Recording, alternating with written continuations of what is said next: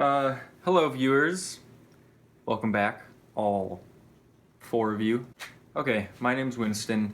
I made a coming out video last summer, and I expressed some concern that maybe that video wasn't very insightful or very effective, and I believe I talked about redoing it, but I have come up with a better idea, and that is to make another different video on the same subject of coming out of the closet, but tackling a different area of that, I suppose. So this is going to be a list of 10 things I wish I knew before coming out of the closet. Let's go, girls. I would like to think that this is something that could apply to anyone who is coming out of the closet, whether they're coming out as gay or bi or trans or whatever, but I understand that my point of view is from someone who is a white gay dude, so make of that what you will, I suppose, but I'm trying. Also, yes, this is a Superman cutoff tank I made myself, and it is stapled together, so I apologize for that. So I guess I'll just start with number one. This is the first thing that I wish I knew before coming out of the closet, and that is just in the process of like leading up to coming out of the closet, I would say don't feel bad if you have to lie to your friends and family about your sexuality or your identity to protect that information. So it's your choice when you want to come out of the closet. And I talked about this in my coming out video that I struggled with not wanting to lie to my friends, and so I would dodge a lot of questions, but there was a point where I just had to flat out lie and say I wasn't gay because I wasn't ready.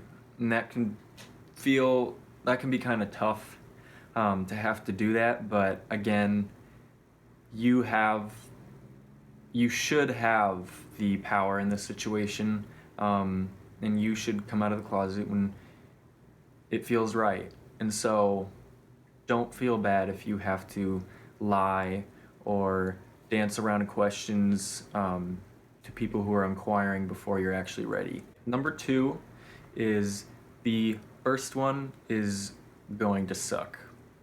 So another thing I kind of talked about in my coming out video is that that's an ant. Okay, fuck you. You always hear about how difficult it is to first say I'm gay or I'm whatever for the first time. And that was very true for me. It gets stuck in your throat. And I wish I had known this beforehand because I was really confident. I was like, I'm just gonna say it to this person. It's gonna be fine, and that's where we will start. And that confidence kind of hurt me because then I started to panic when I wasn't able to say it, and I was like, oh my god, what is wrong with me? When in actuality, that's just normal. So, yeah, you might struggle with the first one, but it does get a lot easier after that. Number three is to not plan your interactions or your conversations for coming out of the closet too strongly. Don't map it out all in your head. That is something I did, and it just made some conversations a little awkward because in my head I was like, okay, I'm going to tell this person, and then in a few minutes I need to go tell this person. So some conversations maybe felt a little rushed when what I should have done is approach them in a fluid manner, just when it felt right, because at that point I was ready. So whenever it felt right to say, I'm gay, you're my friend or you're my family member, and I want you to know this about me, and I hope you accept me. Instead, I kind of had a hit list of who I wanted to tell and when. Not a good idea. My experience could have been a lot better if I had just done it when it felt right. The fourth thing I wish I knew before coming out, you shouldn't assume how people will react because it could be better or it could be worse. So, I don't know if I talked about this in my first video, but leading up to me coming out of the closet, I pushed away a lot of my male friends. So growing up, all of my best friends were guys. And then when I got into high school and I started to realize that I was gay, I started pushing them away. There were a few exceptions, but it was a coping or a defense mechanism, I think, because in my head, I thought I'm gonna come out of the closet at some point and they're not gonna want to be friends with me anymore. So I'm just gonna save myself the pain and let them go. Let them go now.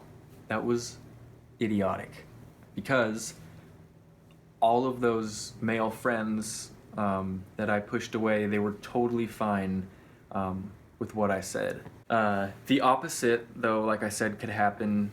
I wouldn't assume that someone is going to be accepting, because that can hurt a lot if you go into a conversation with someone that you trust will accept you, and you tell them you're gay, and it's a negative reaction. Like, that's gonna sting. I didn't necessarily have a very severe reaction like that, but I will say one member of my family, I thought the reaction was gonna be a little better, and what I actually got was silence, like radio silence for years after that.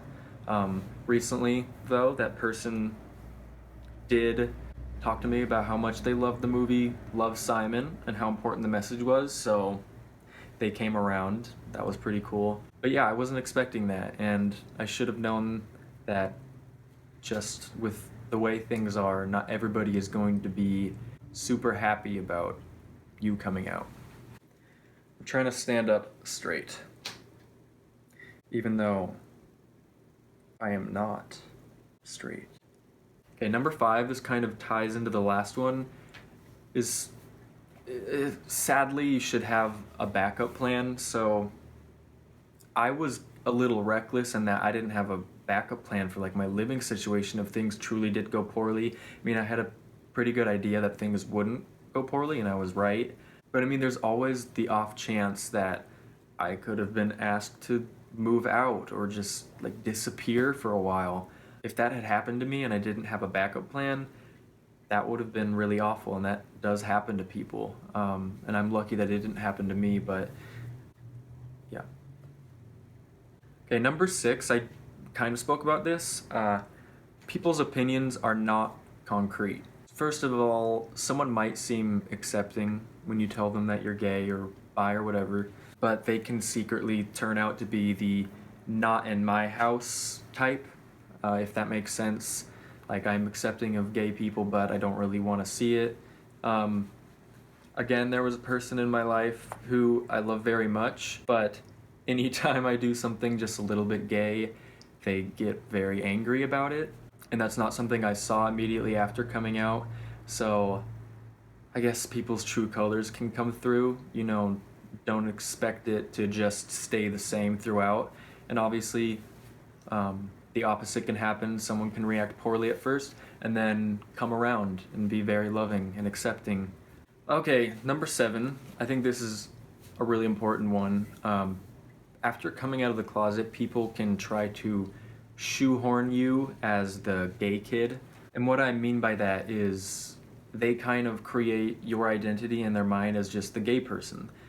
So all they really do around you is joke about how you're gay, and it's not necessarily malicious, but it's all they're talking about. And that can be a little disheartening because obviously you're more than that. So that is, again, something I experienced with a group of friends. They're probably not watching this, so if you're watching this, don't worry. But after I came out of the closet, all they wanted to do was talk about how I was gay and make gay jokes about this and that and blah blah blah, and it would have saved me a lot of grief if I had shut it down right then and there. Because what I ended up doing is just fading away from that situation. But I wish I had stuck up for myself and said, you know, you didn't make these jokes before, why are you making them now? There's a lot more to me, so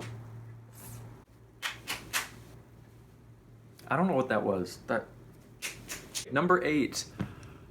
Really wish I'd known this one. It's not a one and done thing. That sounds obvious, probably to most of you, but I came out of the high school. I came out of the closet in high school, and then things settled down for a couple years, and I was like, cool. Everybody knows I'm out of the closet. This is great. And then I went off to college, and I got there, and I was like, Wait, hold on. nobody here knows. To everybody around me, I'm just straight Winston.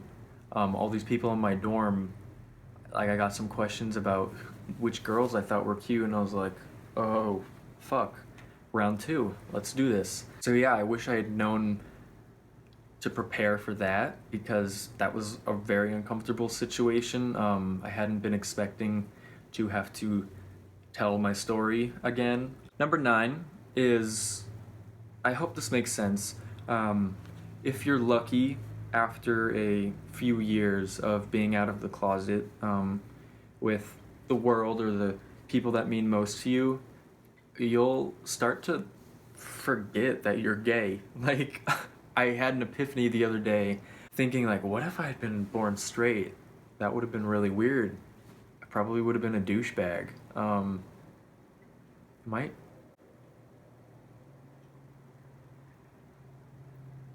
Am I a douchebag?